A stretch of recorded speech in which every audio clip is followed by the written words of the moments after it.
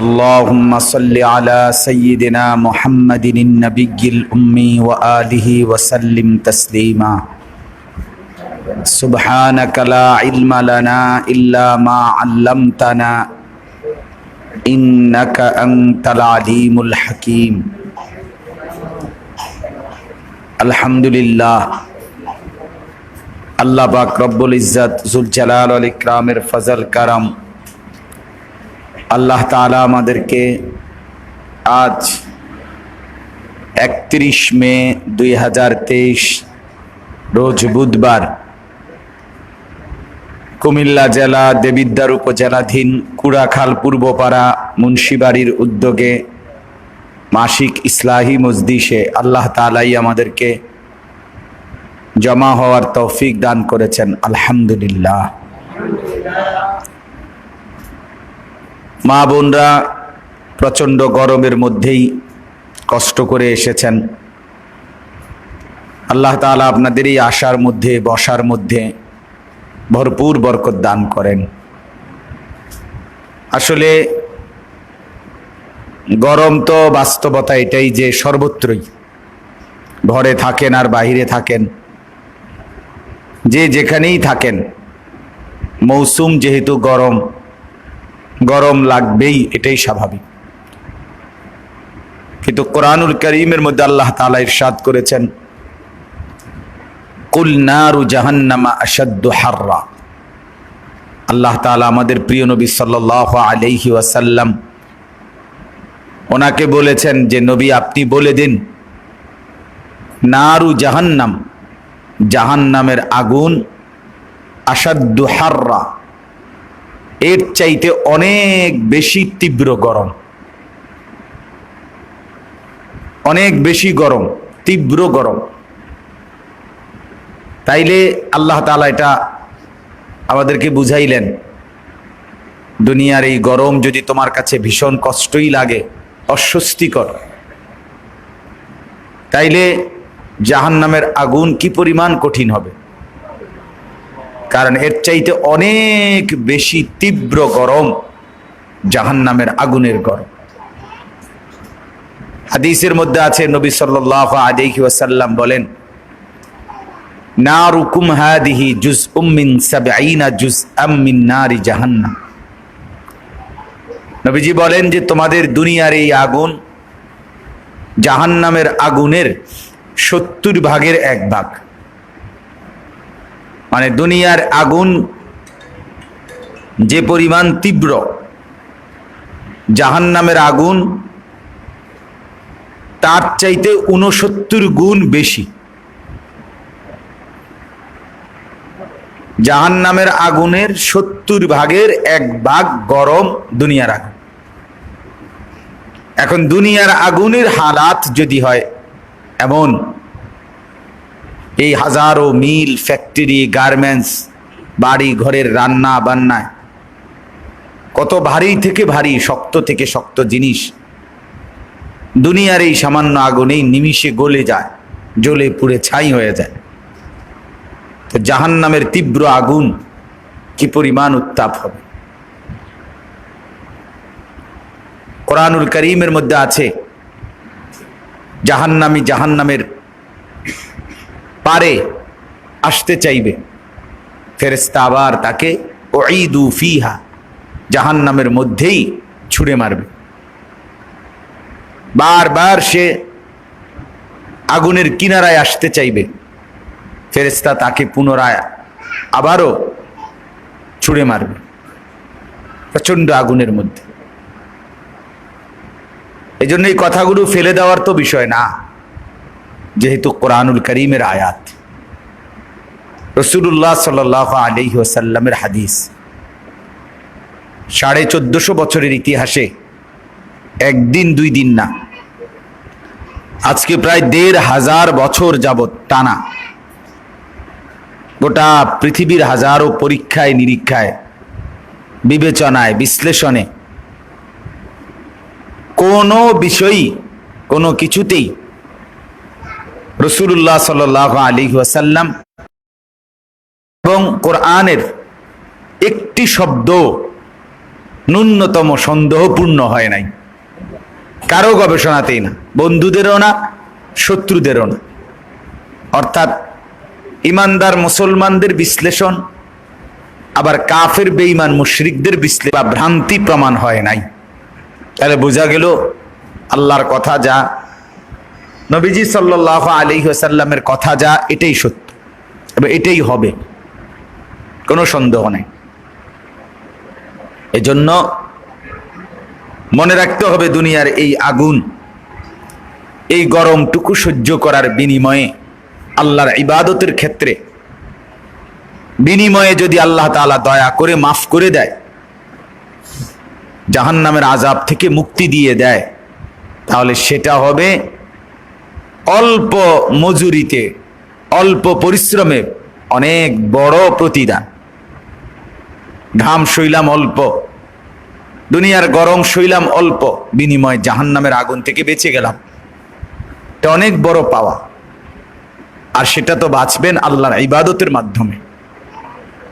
আল্লাহর কথা শোনা এটাও একটা ইবাদত, নবীর কথা শোনা এটাও একটা ইবাদত। অতএব এই যে গরমের মধ্যে যারা আসছে মা বোন কষ্ট করে, এই গরম তীব্রতা এটা আল্লাহ তাআলার ফজলে আশা করা যায়। এই তীব্র গরমের মাধ্যমে যদি আল্লাহ তাআলা আল্লাহর কথা শুনতে গিয়ে যে ঘাম ঝরলো, কষ্ট হলো, এর বিনিময়ে যদি আল্লাহ মাফ করে দেয়, তাহলে আমাদের জন্য নিঃসন্দেহে এটা অনেক বড় পাওয়া হবে। এজন্য মা বোনদের কাছে প্রথম অনুরোধ, এই প্রচন্ড গরমের মধ্যেও কোনো অবস্থাতেই নামাজ ত্যাগ করবেন না। এত গরম, অথচ এত গরম বলে কেউ খাওয়া নাস্তা বন্ধ করে না। এত প্রচন্ড গরমের ভিতরেও মহিলাদের রান্না বান্না ঠিকই হচ্ছে, তরকারি কুটা, গৃহস্থ সংসারের ঘরের কাজ কর্ম এ তো চলছেই। আরো গরম হইলেও বন্ধ করা যাবে না। প্রচন্ড শীত হোক, তুমুল বৃষ্টি হোক, সংসারের নিত্য প্রয়োজনীয় কাজগুলো তো মা বোন করেই যাচ্ছে। অথচ নামাজের বেলায় গড়িমসি, অলসতা। মহিলারা জোহরের নামাজ সব সময় দেরিতে পড়ে, একটা বদ অভ্যাস, অধিকাংশ মহিলার বদ অভ্যাস।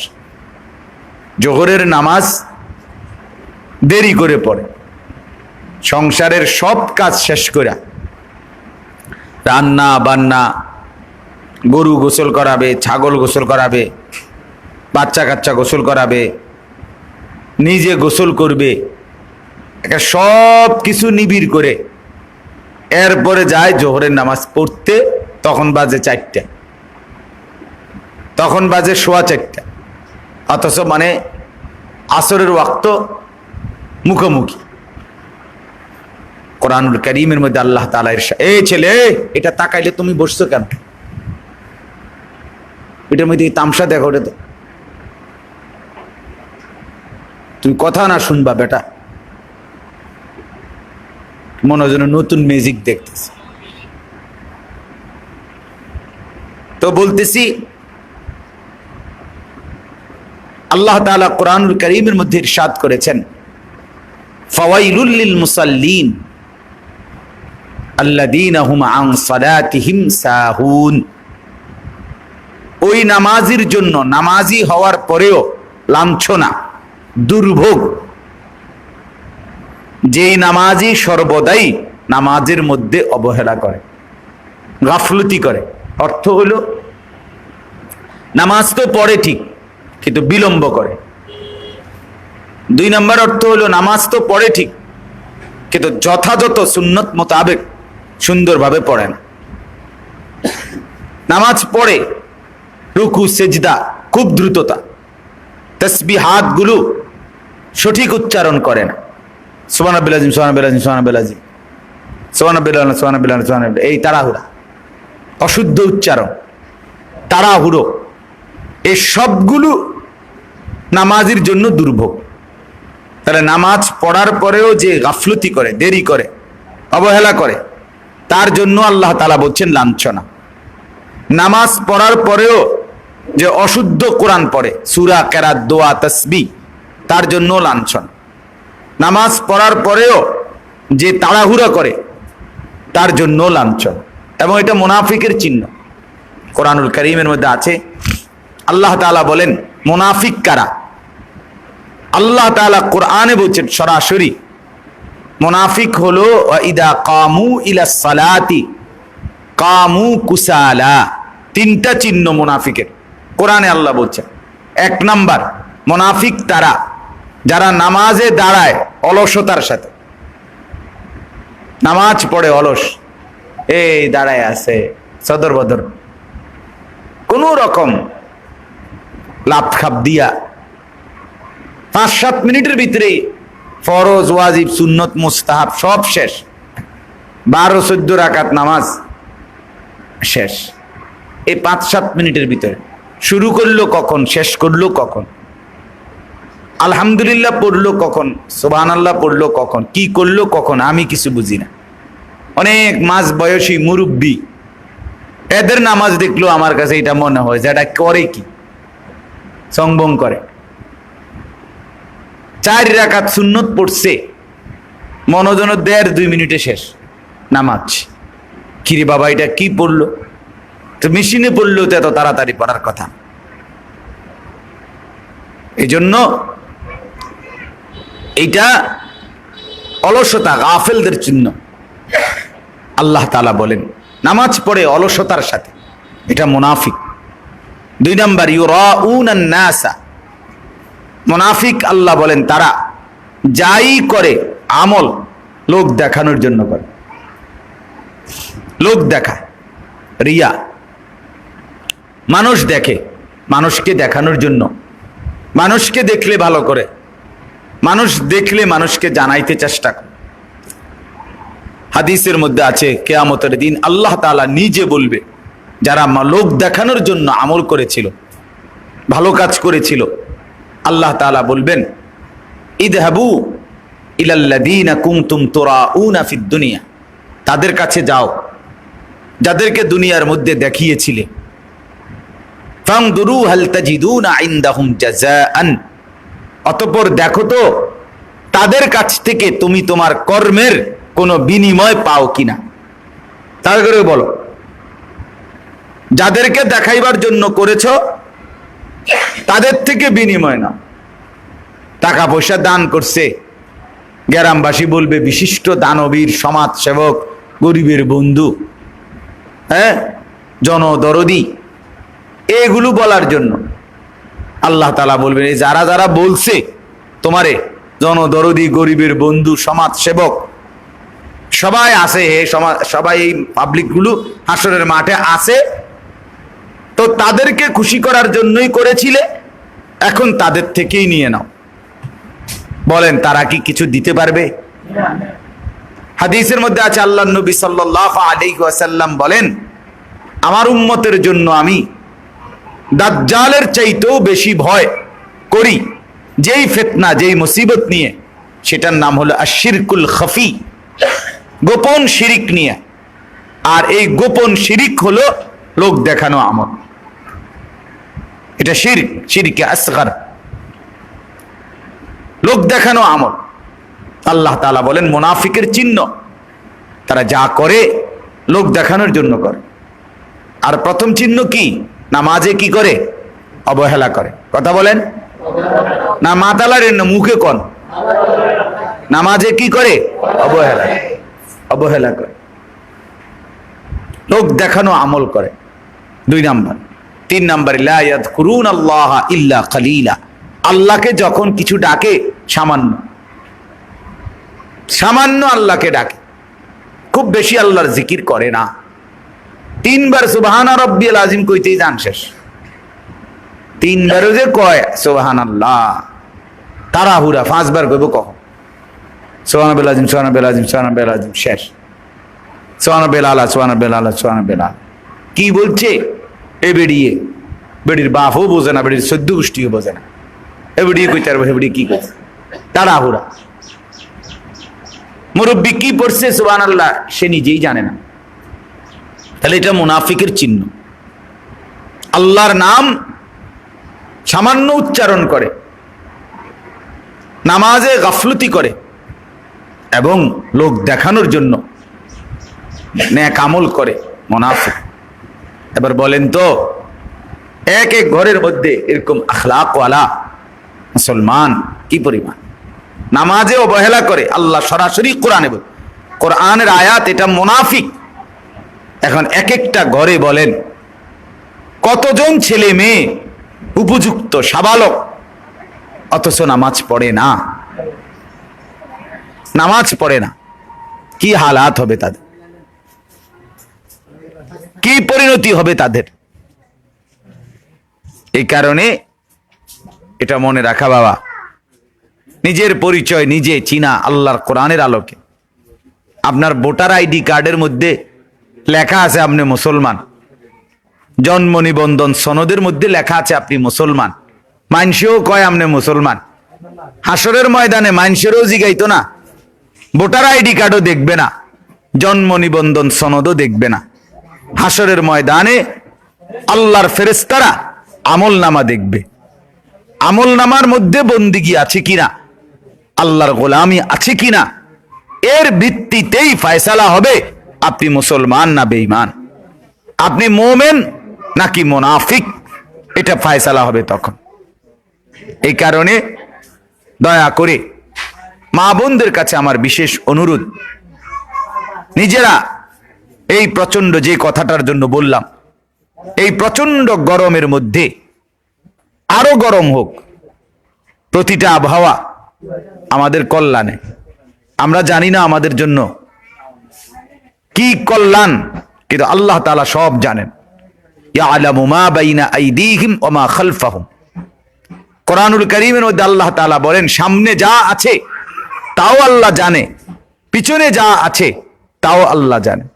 পৃথিবীর শুরু থেকে কি ছিল সেটা যেমন আল্লাহ জানে, ইসরাফিলের ফু দেওয়া পর্যন্ত কি হবে এটাও আল্লাহ তাআলা জানে, সব আল্লাহ তাআলা জানে। এই প্রচন্ড গরম আমাদের জন্য আল্লাহর পক্ষ থেকে দয়াই, আমরা না বুঝলে কি হবে? চতুর্দিকের অসংখ্য অগণিত মৌসুমি ফল মূলত এই প্রচন্ড গরমের মধ্যেই পাকে, এটা তো একেবারে চাক্ষুষ। বাজারে এখন আলহামদুলিল্লাহ প্রচুর পরিমাণ মৌসুমি ফল, আম, জাম, লিচু, কাঁঠাল, আনারস, হ্যাঁ, এগুলো তো মৌসুমি ফল। একই সাথে এখন বাজারে আম, জাম, লিচু, কাঁঠাল, আনারস একসাথে এই মুহূর্তে বাজারে ব্যাপকভাবে আছে। এগুলো সব পাকছে এই গরমের কারণে, আল্লাহর দয়ায়। আল্লাহই করে থাকেন, আল্লাহই করেন। তাইলে এই জন্য বললাম যে মূলত প্রচন্ড গরম এটা যেন আমাদের ইবাদত ছাড়ায় না দেয়। ফজরের নামাজ, যে রাইতে কারেন্ট ছিল না, রাত 2টার সময় কারেন্ট আসছে, শেষ রাত্রের দিকে কারেন্ট কদ্দুর আসছে, এই কারণে নামাজ পড়েন নাই না, মা এমন যেন না হয়। কারেন্ট থাকুক বা না থাকুক, ইবাদত যেন না ছুটে, খানা ছুটে না, নাস্তা ছুটে না, সংসারের কত কিছুই বাদ যায় না, অথচ নামাজ ছুটবে কেন? নামাজ ত্যাগ হবে কেন? এজন্য মেহেরবানি করে 1 নম্বর কথা, প্রচন্ড এই গরমের মধ্যে দয়া করে কেউ আল্লাহর ইবাদত ছেড়ে দিবেন না, বিশেষ করে নামাজ যেন না ছোটে। গরমের কারণে নামাজ যেন গাফলতি না হয়, এটা খেয়াল করা চাই। হাদিসের মধ্যে আছে, আল্লাহর নবী সাল্লাল্লাহু আলাইহি ওয়াসাল্লাম ইরশাদ করেছেন যে এই পুরুষ তার স্ত্রীকে নামাজের জন্য জাগিয়ে দেয়, উঠতে না চাইলে পানির ছিটা দেয়। রাহিমাল্লাহু রাজুলান আইকাদা ইমরাআতাহু। আল্লাহ তাআলা ওই পুরুষের উপরে দয়া করেন। নবীজি বলছেন যে তার স্ত্রীকে ফজরের নামাজের জন্য জাগিয়ে দেয় এবং ওয়াসাল্লা, নিজেও নামাজ পড়ে। নবীজি বলেন যদি উঠতে না চায় স্ত্রী, তাহলে সে তার চোখে মুখে নাদাহা ফি ওয়াজহিহাল মা, সে তার চোখে মুখে পানির ছিটা দিয়ে দেয়। আল্লাহর নবী বলেন ওই পুরুষের উপরে আল্লাহ তাআলার রহমত বর্ষণ হোক। নবী দোয়া করছেন ওয়ারাহিমাল্লাহু ইমরাআতান, সাথে সাথে নবী বলেন আল্লাহ তাআলা ওই নারীর উপরে রহমত বর্ষণ করুক আই কাজাত জাওজাহা, যে নামাজের জন্য তার স্বামীকে জাগিয়ে দেয়, ওয়াসাল্লাত, এবং সে নিজেও নামাজ পড়ে। ফাইন আবা, যদি স্বামী উঠতে না চায়, নাদাহাত ফি ওয়াজহিহিল মা, তাহলে সে স্ত্রী স্বামীর চোখে মুখে পানির ছিটা দিয়ে দেয়। নবীজি বলেন ওই নারীর উপরেও আল্লাহ তাআলার রহমত বর্ষণ হোক। তার মানে স্বামী স্ত্রীর সবচেয়ে বেশি মহব্বত, আন্তরিকতা হবে একজন আরেকজনকে ইবাদতের জন্য জাগায় দিবে, নামাজের জন্য জাগায় দিবে। এটা আল্লাহ রসুলের দোয়া পাবে, সে রহমতের দোয়া করছেন নবী, দোয়া পড়বে জাগিয়ে দিলে। হাদিসের মধ্যে আছে আল্লাহ নবী সাল্লাল্লাহু আলাইহি ওয়াসাল্লাম সর্বোত্তম নেককার নারী তার পরিচয় দিতে গিয়ে আল মারআতুস সালিহা। ওরে ভাই কথা বলেন না বাইরে, কথা বলে কেন বাইরে?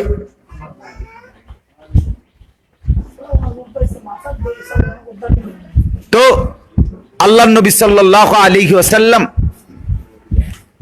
আল মারআতুস সালিহা, আপনার ওই খসর বছরে আর সময় শেষ। তো নেককার নারী আল্লাহ নবী বলেছেন কয়েকটা পরিচয়, ইদা নাযারা ইলাইহা সাররাতহু, পবিত্র নারী সে, নেককার নারী, সালিহা। আল্লাহ নবী বলেন স্বামী যখন তাকায়, যে স্ত্রী তার স্বামীর দিল খুশি করে দেয়, অর্থাৎ হাস্যোজ্জ্বল চেহারা দিয়ে অভ্যর্থনা জানায়। কেমন আছো জিজ্ঞাসা করছে, কির বালা,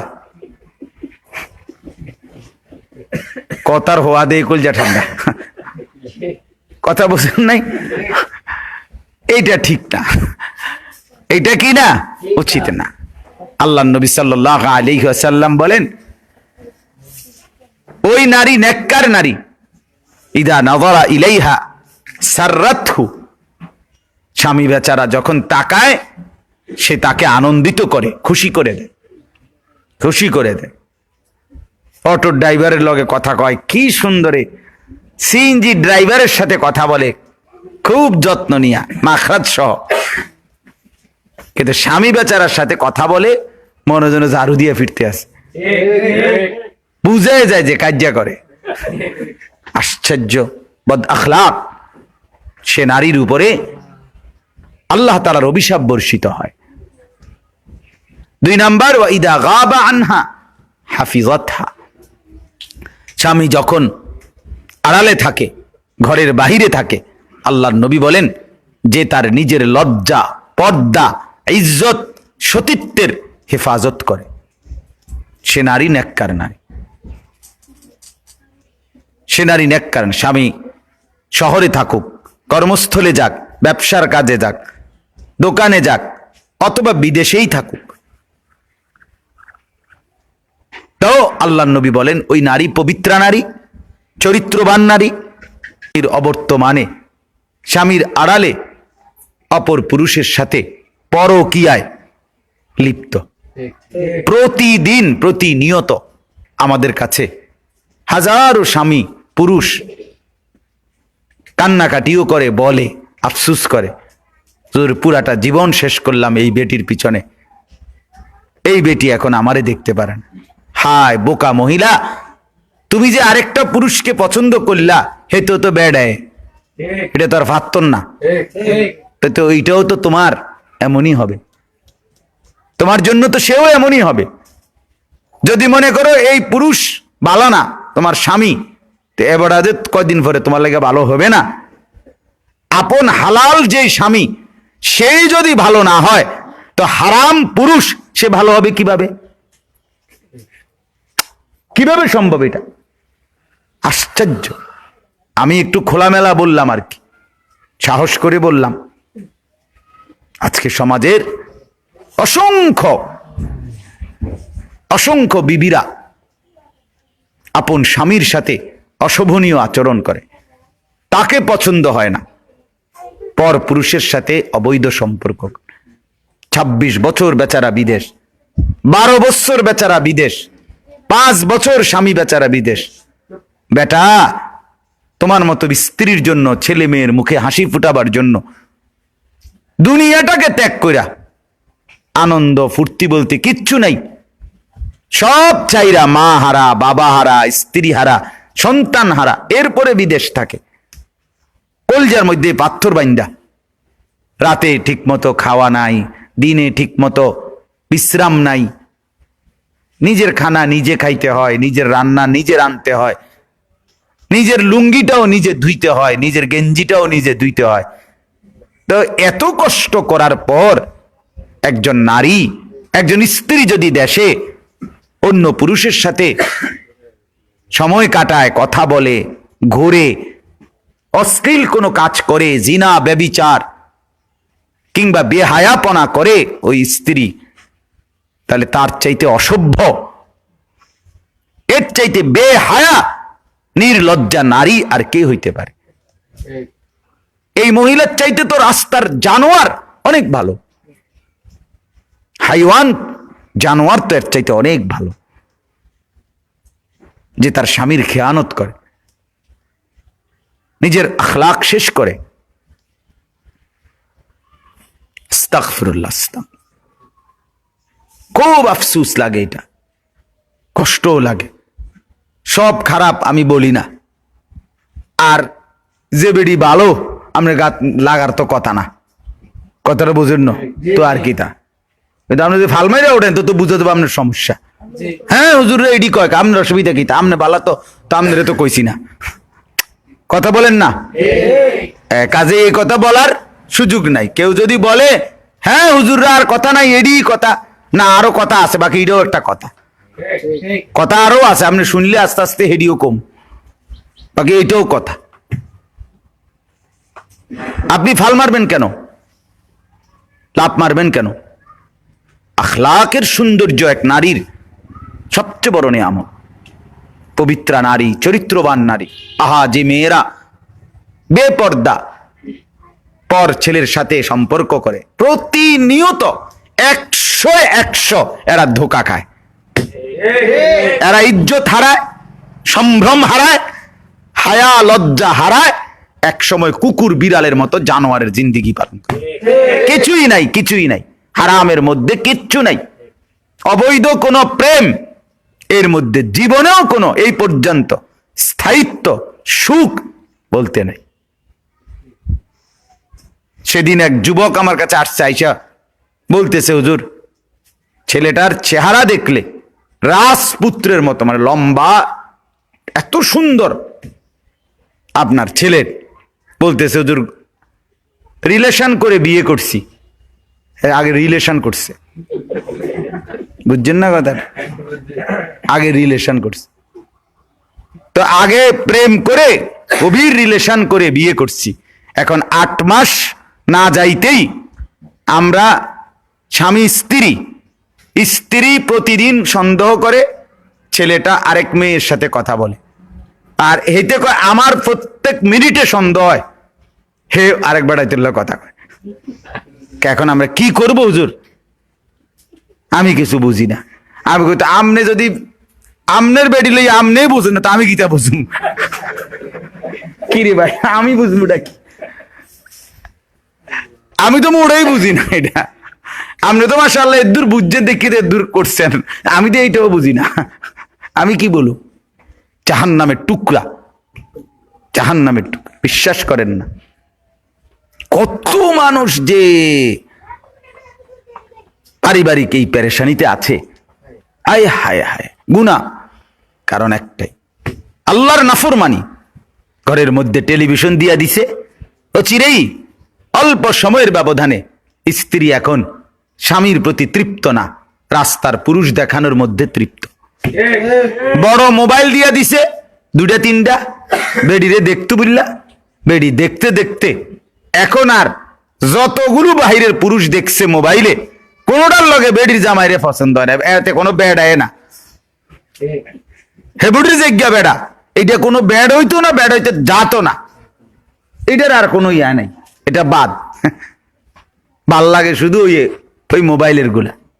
নাউযুবিল্লাহ, নাউযুবিল্লাহ, আস্তাগফিরুল্লাহ, আস্তাগফিরুল্লাহ। এজন্য বললাম, আল্লাহর নবী বলেন নেককার নারী কে?